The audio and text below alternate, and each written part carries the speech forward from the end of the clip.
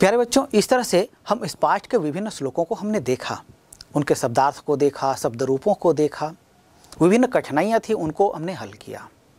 इस आधार पर आप पाठ को समझ गए होंगे। अब आइए पाठ पर आधारित जो शब्दार्थ हैं उन शब्दार्थों को हम एक नज़र देखते हैं। पाठ में आए हुए शब्दार्थ जो हैं आपके पाठ्य पुस्तक में दिए हुए हैं, उन शब्दार्थों को देखते हैं।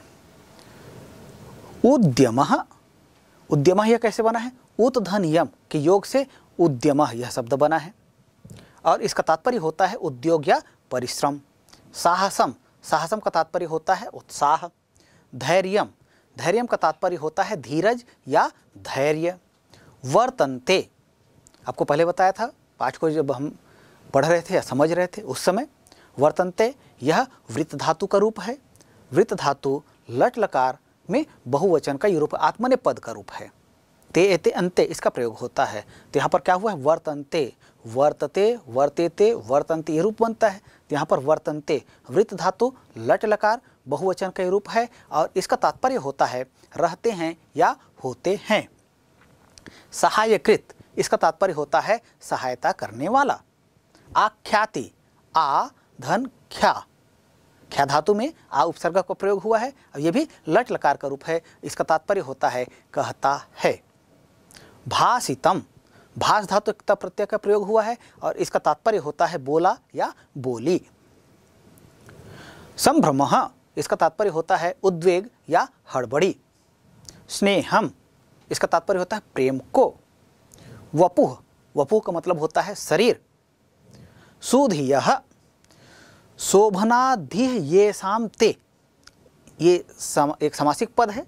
सुधियः समास विग्रह करेंगे, समास विग्रह करने के लिए प्रश्न पूछा जाता है तो समास विग्रह होगा शोभनाधिः येषां ते। बहुब्रीहि समास का प्रयोग हुआ है यहाँ पर और इसका तात्पर्य होता है बुद्धिमान लोग। संगमम, इसका तात्पर्य होता है साथ। अनुव्रजन्ति, अनु उपसर्ग है, व्रज धातु है, लट लकार प्रथम पुरुष बहुवचन का यह रूप है और इसका तात्पर्य होता है पीछे चलते हैं। सख्यम, सख्यम का तात्पर्य होता है मित्रता।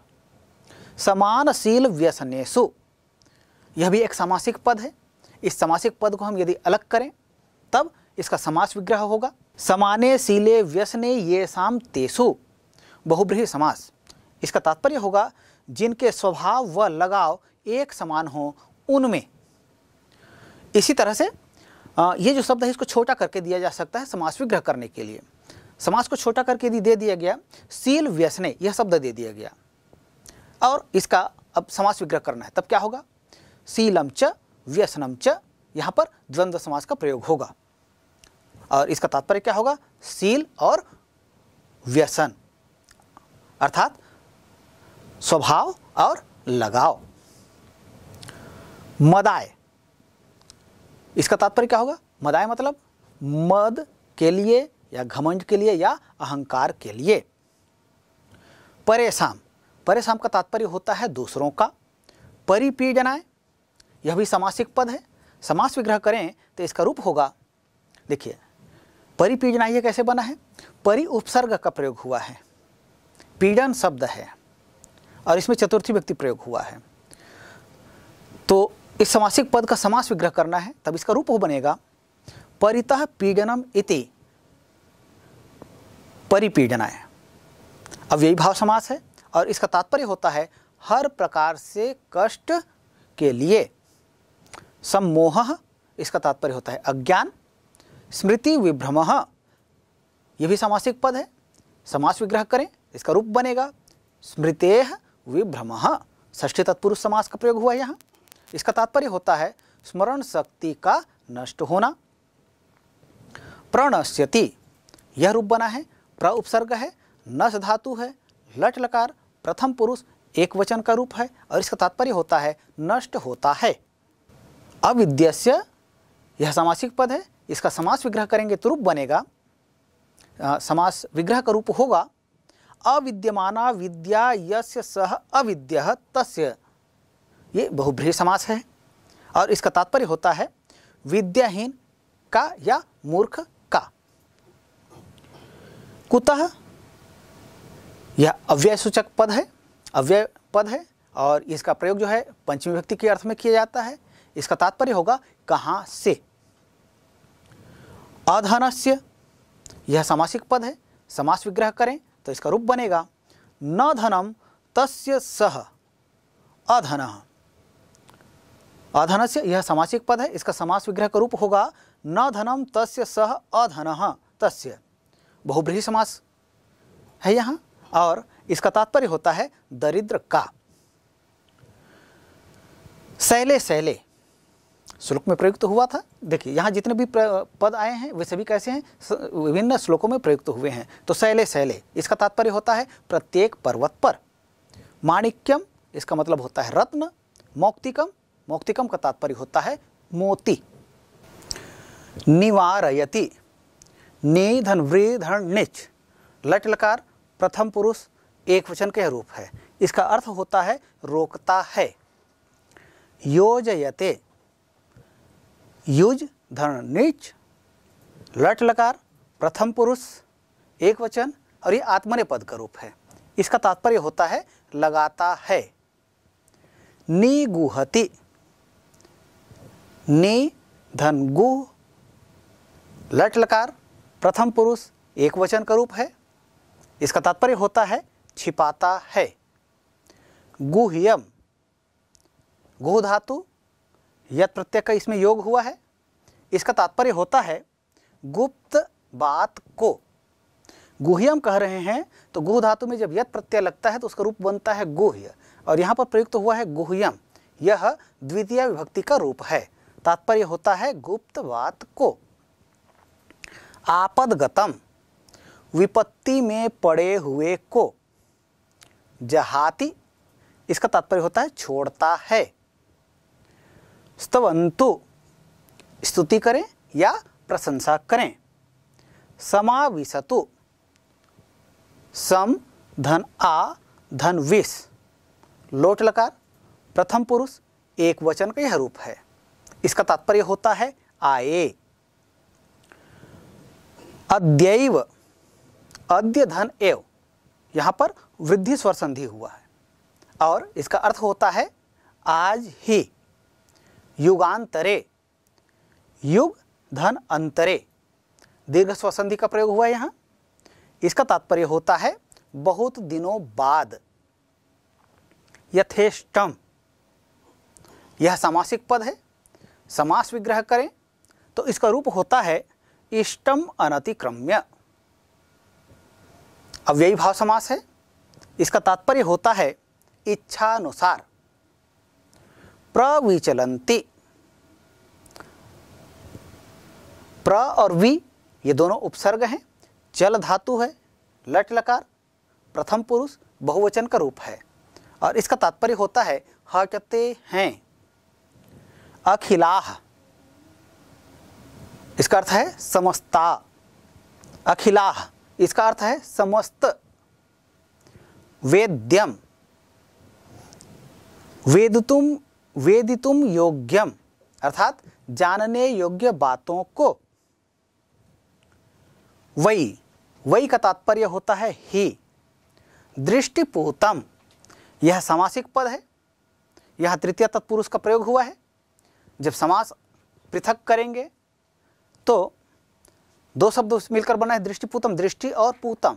तो दृष्टि को जब हम अलग करेंगे तो इसमें जो विभक्ति छुपी हुई है वो सामने आ जाएगी। तो इस तरह से दृष्टिपूतम को जब समास विग्रह करेंगे तब इसका रूप होगा दृष्टया पूतम। तात्पर्य होता है दृष्टि से या भली भांति देख कर। न्यसेत, नि धन अस, विधिलिंग प्रथम पुरुष एक वचन का यह रूप है और इसका तात्पर्य होता है रखना चाहिए। वस्त्रपूतम, यह भी समासिक पद है। वस्त्रेण पूतम तृतीय तत्पुरुष समास। तात्पर्य होता है वस्त्र से छना हुआ या वस्त्र से पवित्र किया हुआ। सत्यपूतम, यह भी समासिक पद है। तृतीय तत्पुरुष का प्रयोग यहाँ हुआ है। समास विग्रह करेंगे तो इसका रूप बनेगा सत्येन पूतम। तात्पर्य होता है सत्य से शुद्ध या पवित्र। मनः पूतम, यह भी समासिक पद है।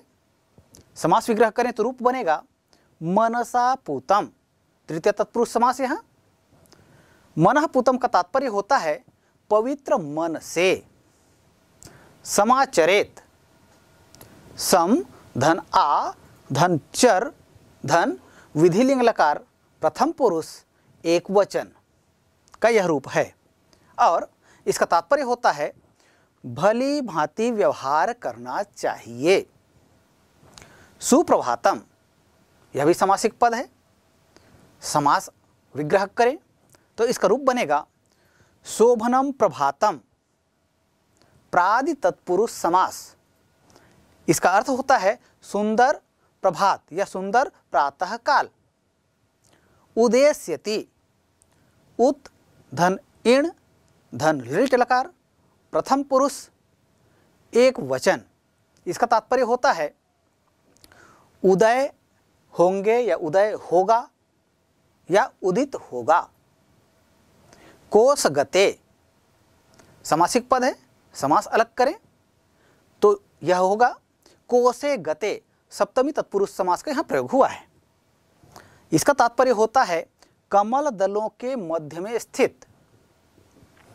विचिंतयति, वि उपसर्ग है, चिंत धातु है। सत्र प्रत्यय का प्रयोग करने पर इसका अर्थ होता है विचार करते हुए। जब सत्र प्रत्यय का प्रयोग वि उपसर्ग और चिंत धातु में सत्र प्रत्यय का जब प्रयोग किया जाता है तब इसका रूप बनता है विचिंतयन या विचिंतयत या विचिंतयम, और इसका सप्तमी विभक्ति में रूप होता है। हम पुल्लिंग में या नपुंसकलिंग में आप देखेंगे तो इसका सप्तमी विभक्ति का रूप जो बनता है वह बनता है विचिंतयति। यहाँ दो चीजें होती हैं। विचिंतयति जब कह रहे हैं तो वि उपसर्ग है और चिंत धातु है। इसका जब हम लट लकार में रूप चलाते हैं तब वहां पर बनेगा विचिंतयति विचिंतयतः विचिंतयन्ति। ये लकार में रूप हुआ। और यदि विचिंतयति केवल यह शब्द कहा जाए और इसका अर्थ पूछा जाए तो हम दो तरह से कह सकते हैं। एक, लट लकार प्रथम पुरुष एक वचन और इसका तात्पर्य होगा विचरण करता है या विचरता है। लेकिन इसी का प्रयोग यदि सत्र प्रत्यय के साथ जब होता है तब सप्तमी विभक्ति में इसका रूप बनता है और इसका अर्थ होता है विचरण करते हुए। तब इसका तात्पर्य होता है विचार करते हुए। विचिंतयति, इसका अर्थ विचार करता है। नलिनीम, नलिनीम का तात्पर्य होता है, नलिनी मूल शब्द है, द्वितीय विभक्ति प्रयोग हुआ है और नलिनी का मतलब होता है कमल, और नलिनीम कह दिए तो इसका तात्पर्य होता है कमल को। उज्जहार, उत धन हृ धन लिट लकार प्रथम पुरुष एक वचन में यह रूप प्रयुक्त होता है और इसका तात्पर्य होता है उखाड़ दिया। तो प्यारे बच्चों, पाठ में जितने शब्दार्थ दिए हुए हैं वो सभी हमने यहाँ देख लिए। अब आइए अब हम अभ्यास को देखते हैं। अभ्यास में तरह तरह के प्रश्न पूछे जाते हैं।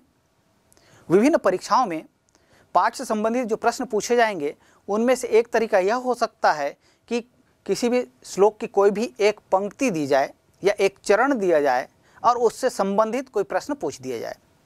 प्रश्न जो पूछे जाते हैं उनमें कभी कभी विकल्प भी दिया जाता है, एक से अधिक विकल्प दिया जाता है और कहा जाता है उचितम विकल्पम चित्वा लिखत, या इस तरह से भी दिया जाता है। जैसे हम अभ्यास 1 को देखते हैं, उचितम विकल्पम चिनुत, उचित विकल्प को चुनो। तो ऐसा प्रश्न आ गया तो प्रश्न का निर्देश आपको समझना है, फिर प्रश्न क्या दिया है इसको भली भांति समझना है। आपको उत्तर देते हुए इस बात का ध्यान रखना है कि जो प्रश्न पूछेगा ही ये पाठ के आधार पर है, इसलिए पाठ के आधार पर ही इसका उत्तर देंगे। तो पहला प्रश्न है वपुः आख्याति, फिर जैस करके 4 विकल्प आपके सामने दिए गए हैं, क ख ग घ। क में है भोजनम, ख स्नेहम, ग वंशम, घ भाषितम। सही उत्तर क्या होगा?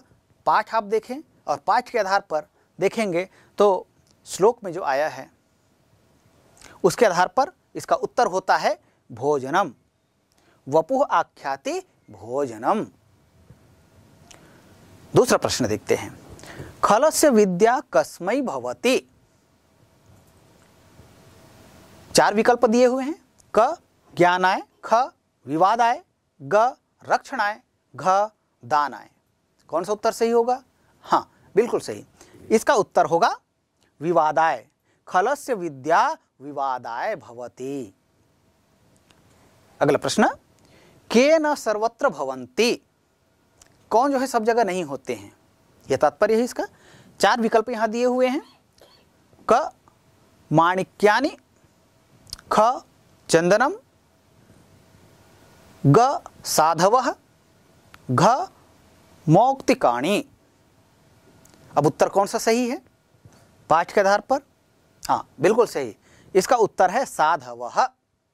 केन सर्वत्र भवन्ति? साधवः सर्वत्र न भवन्ति। तो इस तरह से ये जो उचितम विकल्पम चिनुत, यह जो अभ्यास दिया है, इसी तरह से और भी ये जो प्रश्न दिए हुए हैं अभ्यास में, ये केवल उदाहरण मात्र हैं। इसी तरह से पाठ से संबंधित अनेक प्रश्न बन सकते हैं। तो निश्चित रूप से अभ्यास आप करेंगे तो अभ्यास का एक नमूना यहाँ दिया हुआ है, तो ऐसे जितने भी प्रश्न दिए जाएंगे उन सभी प्रश्नों को आप हल कर पाएंगे। चलिए आगे बढ़ते हैं अगले अभ्यास की ओर। अगला अभ्यास है अधोलिखितानां प्रश्नानां उत्तराणि संस्कृत भाषया लिखत। प्रश्न का जो निर्देश है ये समझना आवश्यक है। क्या कहा जा रहा है? हाँ, बिल्कुल सही। अधोलिखिताम नीचे लिखे हुए प्रश्नानाम प्रश्नों के उत्तराणि उत्तर संस्कृत भाषा लिखत, संस्कृत भाषा में लिखो, ये कहा जा रहा है। प्रश्न है, सभी प्रश्न जो पाठ से हैं, पाठ के आधार पर इसका उत्तर देना है। प्रश्न है न्यायात पथः केन प्रविचलन्ति।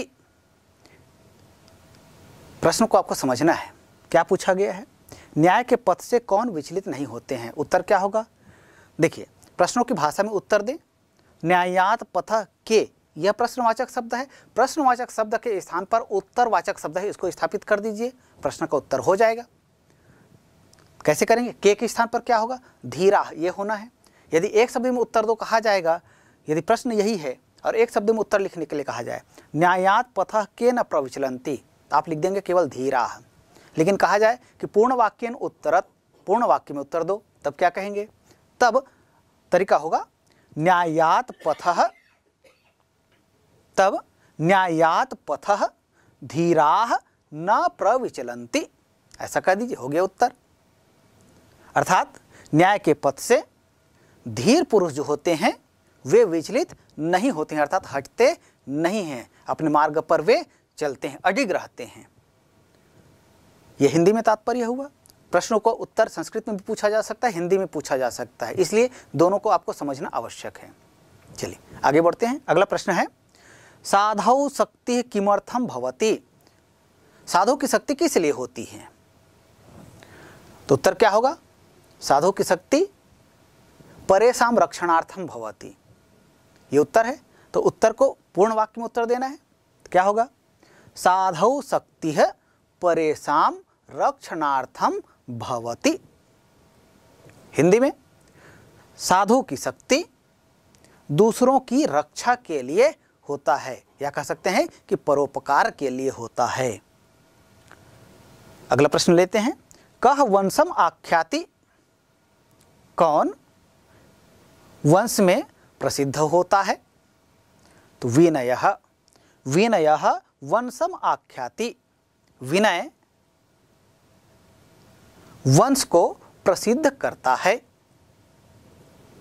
अर्थात यदि हम विनम्र हैं तब निश्चित रूप से हमारे वंश का नाम होता है। अगला प्रश्न लेते हैं।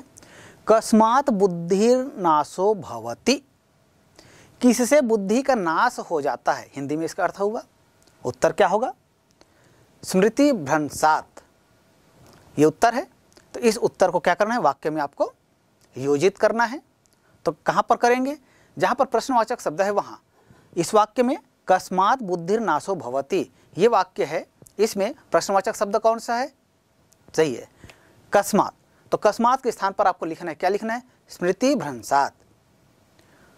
स्मृतिर्भ्रंशात् बुद्धिर्नाशो भवति, ये कह दीजिए, हो गया। अर्थात स्मृति के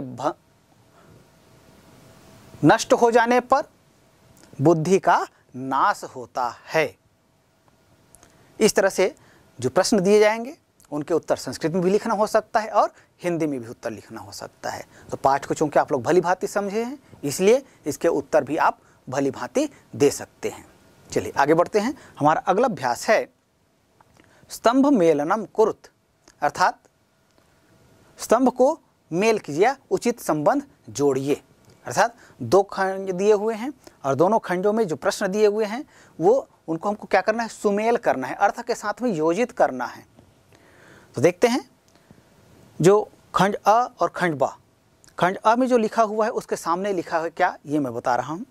दृष्टिपूतम दृष्टिपूतम न्यसेत वाचम, वस्त्रपूतम पिबेत पादम, सत्यपूतम वदेत जलम, शैले शैलेन मौक्तिकम, गजे गजेन चंदनम, वने वनेन माणिक्यम। ये प्रश्न में लिखा हुआ है। इसका उत्तर क्या होगा? क्या यह जो दोनों खंडों में जो दिया गया है क्या इसमें दोनों में परस्पर मेल है अर्थ की दृष्टि से? यदि नहीं तो उसको सुमेल करना है। तो उत्तर क्या होगा देखते हैं। दृष्टिपूतम न्यसेत, श्लोक के आधार पर है, सभी पाठ के आधार पर। तो दृष्टिपूतम न्यसेत, उत्तर होगा पादम। अगला, वस्त्रपूतम पिबेत, पीने की बात कही जा रही है, तो पीने से संबंधित कोई चीज है क्या यहां? देखते हैं, हाँ जलम है। तो वस्त्रपूतम पिबेत जलम, ऐसा कर दीजिए, हो गया मेल। आगे बढ़ते हैं। सत्यपूतम वदेत, बोलने की बात की जा रही है, तो बोलना किससे संबंधित है? वाणी से संबंधित है। तो वाणी सूचक कोई शब्द है क्या यहाँ? देखते हैं, हाँ वाचम ये है, तो उसके साथ मेल कर दीजिए। सत्यपूतम वदेत वाचम, हो गया। फिर अगला, शैले शैले न, इसके साथ में जोड़ी बनाना है। तो श्लोक में हमने पढ़ा था शैले शैले न क्या, हाँ माणिक्यम। तो माणिक्यम आया है क्या यहाँ? हाँ लिखा है, तो उसके साथ जोड़ी बना देते हैं, मेल कर देते हैं इसके साथ में। शैले शैले न माणिक्यम। अगला प्रश्न है गजे गजे न, उसी श्लोक में आगे था शैले शैले न माणिक्यम मौक्तिकम न गजे गजे। तो यहाँ पर प्रश्न दिया है। प्रश्न देखिए, प्रश्नों का स्वरूप जैसा श्लोक में दिया है या पाठ में दिया है वैसा ही हो, आवश्यक नहीं है। शब्दों का स्थान बदल कर भी दिया जा सकता है, हेर फेर किया जा सकता है।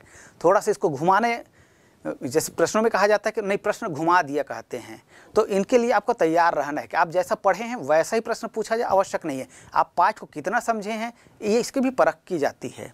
तो यहाँ पर प्रश्न है गजे गजे न, तो इसके साथ में सुमेल होगा मौक्तिकम। फिर अगला प्रश्न है वने वने न। अब देख लीजिए, अब हमने 4 की जोड़ी तो बना लिए है, 5 की जोड़ी हमने बना ली, अब इसकी जोड़ी किसके साथ बनेगी? तब इसके लिए हम देखते हैं विकल्प क्या क्या बचा है हमारे पास। हम देखते हैं विकल्प केवल एक है, एक ही विकल्प है, तो कोई समस्या नहीं है। जो विकल्प बचा है वही उत्तर है। हाँ, लेकिन कभी कभी ऐसा भी होता है कि एक से अधिक विकल्प अभी भी शेष हो सकते हैं। तब की स्थिति में वहाँ हमको देखना होगा कि उसका अर्थ किसके साथ मेल खा रहा है। तो यहाँ चूंकि एक ही विकल्प है वने वने ना, और दूसरे खंड में हम देखते हैं तो वहाँ बचा हुआ है चंदनम, तो उत्तर लिख दीजिए वने वने ना चंदनम। तो इस तरह से हम जो खंड अ और खंड ब में जो प्रश्न दिए गए थे इसका हमने सुमेल कर दिया।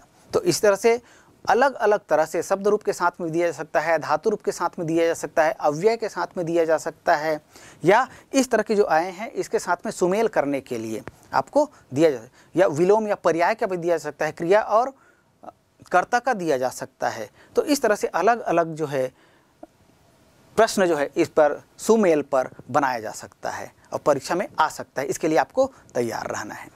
चलिए आगे बढ़ते हैं।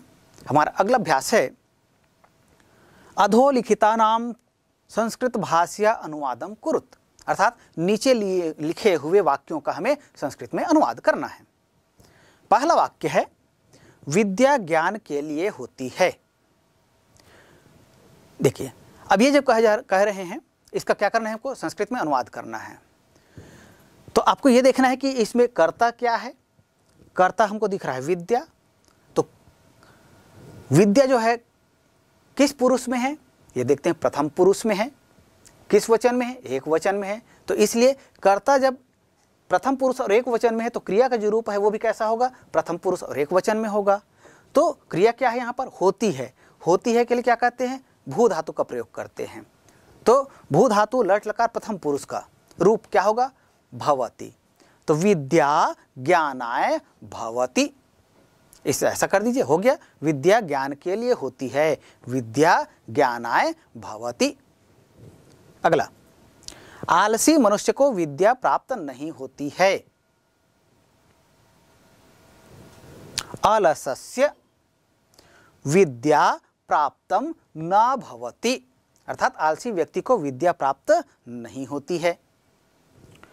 सभी पर्वतों में मणि नहीं होते हैं। सर्वेषु पर्वतेषु या शैले शैले दोनों का प्रयोग कर सकते हैं। तो शैले शैले माणिक्यम न भवन्ति, ये कह सकते हैं आप। अगला अनुवाद है, अच्छे मित्र गुणों को प्रकट करते हैं। तो अच्छा मित्र किसको कहेंगे, शोभनम मित्रम कह सकते हैं। तो शोभनम मित्रम गुणान प्रकटयन्ति या प्रकटम कुर्वन्ति, दोनों का प्रयोग कर सकते हैं।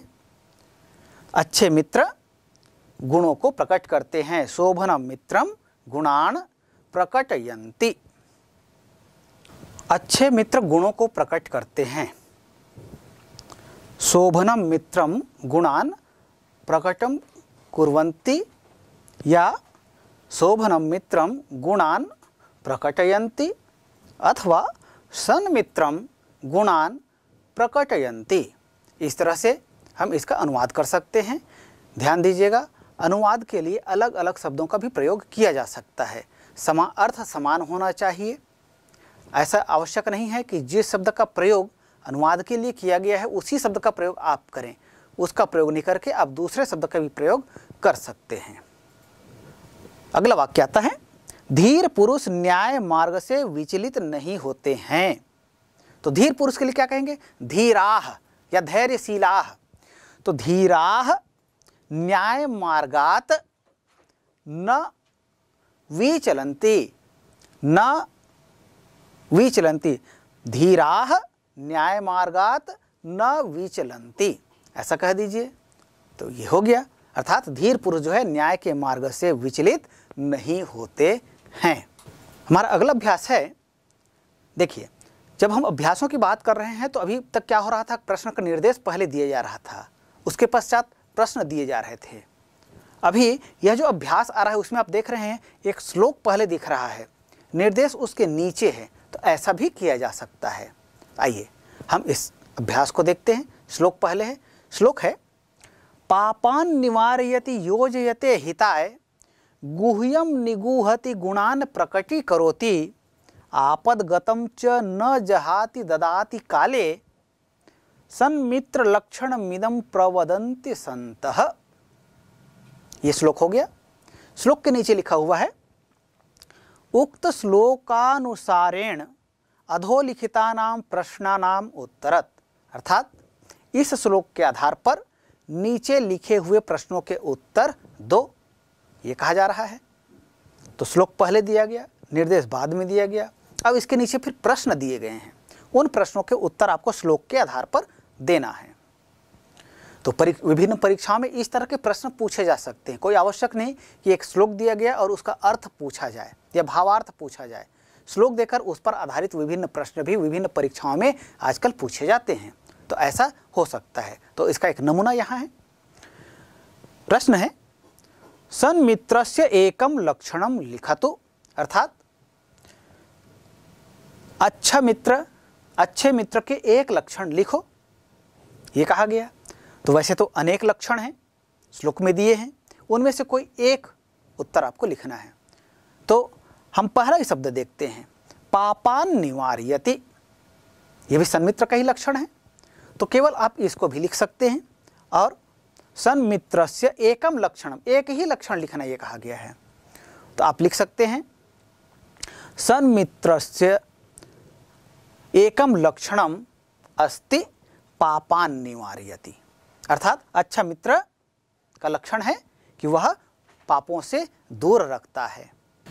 तो एक प्रश्न के एक से अधिक उत्तर हो सकते हैं, जैसा यह प्रश्न है, लेकिन एक ही उत्तर लिखने के लिए कहा गया है। एक उत्तर के अलावा और क्या क्या उत्तर हो सकता है? उत्तर हो सकते हैं सन्मित्रस्य लक्षणम अस्ति योजयते हिताय। पूर्णविराम कर दीजिए, हो गया उत्तर। अर्थात अच्छा मित्र जो है अच्छे कार्यों में हमें लगाता है। दूसरा कह सकते हैं आप सन्मित्रस्य एकम लक्षणम अस्ति गुह्यम निगूहति। अर्थात गुप्त रखने योग्य बातों को गुप्त रखता है। हो गया उत्तर। अगला उत्तर लिख सकते हैं आप सन्मित्रस्य एकम लक्षणम अस्ति गुणान प्रकटीकरोति। अर्थात अच्छा मित्र जो है वह गुणों को प्रकट करता है। तो इस तरह से आप अनेक उत्तर दे सकते हैं, क्योंकि जितने लक्षण दिए गए हैं उन सारे लक्षणों के आधार पर इस प्रश्न का उत्तर बन सकता है। तो केवल एक नमूना के लिए मैंने बताया कि ये भी हो सकता है, केवल एक ही उत्तर होगा यह आवश्यक नहीं है। अगला प्रश्न है गुह्यम निगूहति इति वाक्यस्य भावार्थम लिखत। अब पूरा श्लोक का अर्थ आपको नहीं लिखना है, आपको अर्थ किसका बताना है। यहाँ पर लिखा है गुह्यम निगूहति, केवल इसका भावार्थ क्या है यह हमको बताना है। तो इसका भावार्थ क्या होगा? इसका भावार्थ आप जानते हैं, भली भांति जानते हैं। क्या होगा? हाँ बिल्कुल सही है, गुप्त छिपाने योग्य बातों को छिपाता है, ये इसका अर्थ हो, भावार्थ हो गया। अगला प्रश्न लेते हैं इदं प्रवदन्ति सन्तः इति वाक्यस्य हिंदी भाषया अनुवादम कुरुत। अब इस वाक्य का हिंदी में अनुवाद करना है आपको। इदं प्रवदन्ति सन्तः, क्या होगा हिंदी अनुवाद इसका?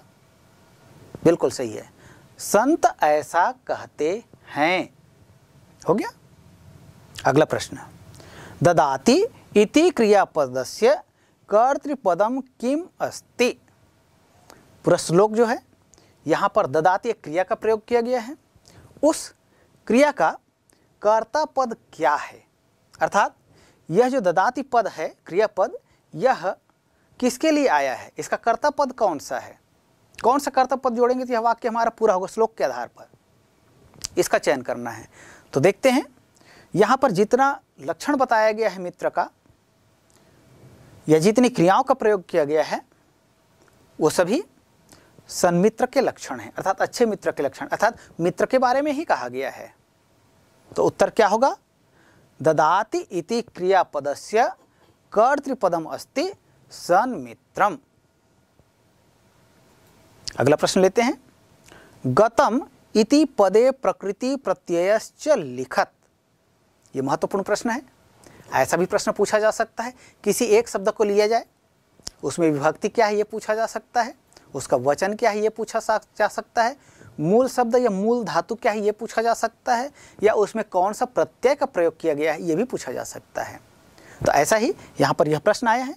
प्रश्न लिखता है गतम इति पदे प्रकृति प्रत्ययश्च लिखत। अर्थात गतम यह जो शब्द बना है इसका धातु क्या है और इसमें कौन से प्रत्यय का योग हुआ है ये हमको बताना है। तो इसमें गम धातु है और अक्त प्रत्यय है। अक्त प्रत्यय का प्रयोग भूतकाल के अर्थ में किया जाता है। जब इसका योग किया जाता है तो जो रूप बनते हैं वो तीनों लिंगों में रूप बनते हैं। तो यहाँ जो रूप बना हुआ है ये कौन सा है? ये नपुंसक लिंग का रूप है। नपुंसक लिंग में गम धातु में अक्त प्रत्यय लगता है तो गतम बनेगा। पुल्लिंग में गम धातु में अक्त प्रत्यय लगेगा गतः बनेगा। स्त्रीलिंग में गम धातु अक्त प्रत्यय गता यह रूप बनेगा। तो यहाँ जो प्रयुक्त रूप है वो गतम है। तो धातु गम प्रत्यय त। अगला श्लोके प्रयुक्त अव्यय पदम लिखत। अर्थात यह जो श्लोक यहाँ दिया हुआ है उसमें कौन कौन से अव्यय पद प्रयुक्त हुए हैं इसका चयन करके हमें लिखना है। तो आप देखिए यहाँ कौन कौन से अव्यय पद हैं। तो हम देखते हैं, पहली पंक्ति देखते हैं, यहाँ हमको अव्यय नहीं दिखाई दे रहा है। दूसरी पंक्ति में आते हैं, दूसरे चरण में आते हैं, वहाँ भी अव्यय नहीं है। तीसरे चरण में देखते हैं, तब यहाँ लिखा है आपद गतम च न, तो च भी अव्यय है और न भी अव्यय पद है। इसके अतिरिक्त और कोई पद है क्या? नहीं, बस ये दो पद हैं जो हमें अव्यय के रूप में दिख रहे हैं। तो आप एक भी लिख सकते हो, दो भी लिख, लेकिन हाँ अव्यय पदम कहा गया है इसलिए एक अव्यय पद की बात की गई, आप दोनों लिख सकते हैं। अगला प्रश्न है, श्लोके लिखितानि लट लकारस्य धातु रूपाणि चित्वा लिखत। श्लोक में जो लट लकार के रूप प्रयुक्त हुए हैं उनको चुनकर लिखना है, अर्थात कौन कौन से पद हैं जो श्लोक में लट लकार के रूप को बता रहे हैं, अर्थात लट लकार से युक्त पद कौन कौन से हैं उन पदों को हमें चुनकर लिखना है। तो आप देखते हैं यहाँ, तो निवारयति, इसमें लट लकार का प्रयोग हुआ है। इसी तरह से योजयते, फिर निगुहति, फिर करोति, या एक साथ भी लिख सकते हैं आप, प्रकटी करोति पूरा लिख सकते हैं, एक साथ जुड़ा हुआ है इसलिए, या केवल करोति लिखेंगे तब भी सही है। इसी तरह से जहाति, फिर ददाति और प्रवदन्ति, ये पद जो हैं वे कैसे हैं? ये लट लकार से युक्त पद हैं। प्यारे बच्चों, आज हमने अध्ययन किया क्रिया कारक कुतूहलम पाठ। पाठ के विभिन्न श्लोकों का अध्ययन किया, पाठ के शब्दार्थ का अध्ययन किया और अभ्यास में किस किस तरह के प्रश्न पूछे जाते हैं और उनका समाधान या उनका उत्तर कैसे देना है इसके विषय में हमने जानकारियाँ प्राप्त की। निश्चित रूप से अब इस पाठ के आधार पर हमारी यह समझ विकसित हो गई है कि हम विभिन्न श्लोकों में जो बातें कही जाती हैं उनका भावार्थ समझ सकते हैं, शब्दों को पहचान सकते हैं, उनके रूप को पहचान सकते हैं, साथ ही पाठ के आधार पर जो प्रश्न दिए जाते हैं उनका उत्तर कैसे लिखा जाता है इस पर हमारी समझ विकसित हुई है।